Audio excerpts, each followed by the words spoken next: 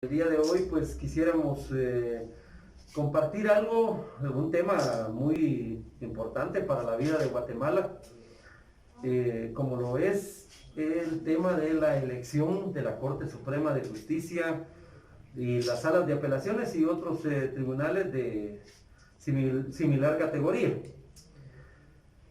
Como ustedes bien saben, la Corte debió haber sido electa desde hace más de un año.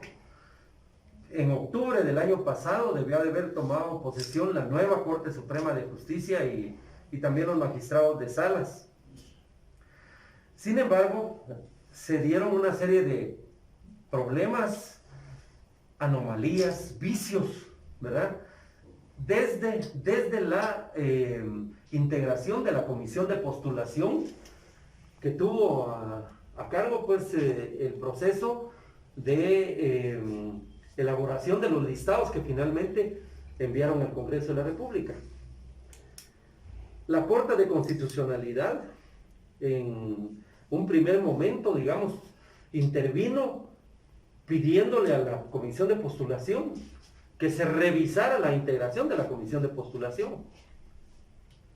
Ustedes saben que la Corte Suprema de Justicia y en general todo el organismo judicial constituyen el poder judicial del Estado y es como uno de los poderes del Estado, tiene una trascendencia, una importancia muy grande en la vida del país. En Guatemala se han dado una serie de problemas relacionados con la corrupción, la impunidad, el narcotráfico, el crimen organizado, etc. Y muchos de esos casos van a parar a las cortes. Y entonces, siempre hay grupos interesados en ver cómo va a quedar conformada ese Poder Judicial y esa Corte Suprema de Justicia. Y paulatinamente se ha venido dando la intervención de esos poderes, que son los que se llaman los poderes paralelos en Guatemala. Se ha venido dando la intervención de estos poderes para que queden cortes favorables a ciertos intereses, ¿verdad? Y entonces eso genera una serie de anomalías en el proceso, al punto que aquí en Guatemala incluso esos grupos han abierto universidades para tener la posibilidad de tener decano de la Facultad de Derecho, ¿verdad?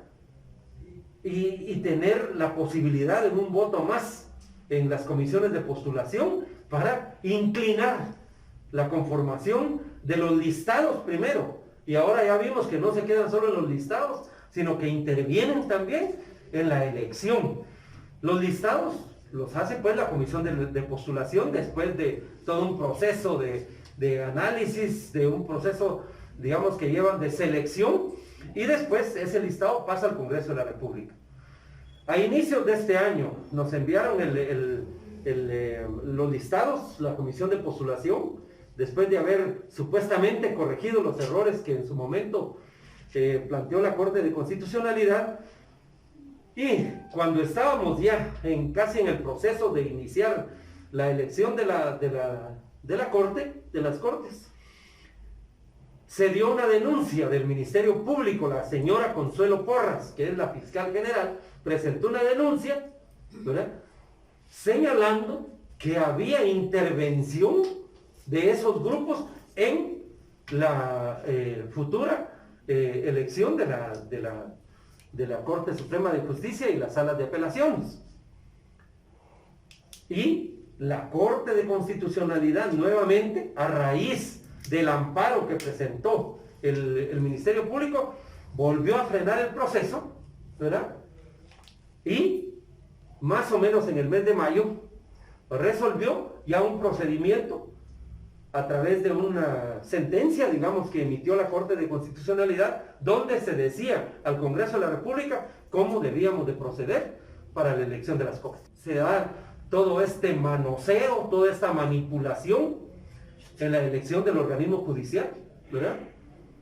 Y trae como consecuencia que el proceso se ha venido retrasando hasta el punto de que nunca en la historia de Guatemala se había dado algo como lo que estamos viviendo.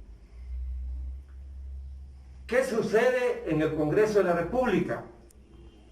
En el Congreso habemos diputados y bancadas que hemos exigido a Junta Directiva que se agende dentro de los primeros puntos de la orden del día, porque la maña, porque eso no nos puede decir que es otra cosa, es una maña, porque no es técnica legislativa, no es práctica legislativa, son mañas legislativas, ¿verdad?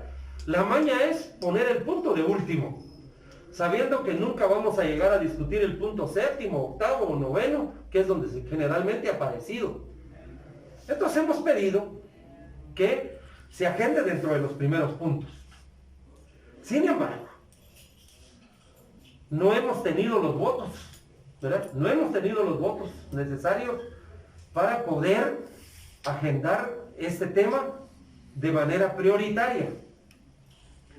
Y se ha ido retrasando y retrasando al punto que la orden emanada de la Corte de Constitucionalidad fue desobedecida por la Junta Directiva del Congreso de la República, que prácticamente dijeron que no iban a cumplir porque no estaban de acuerdo con la orden emanada de la Corte de Constitucionalidad.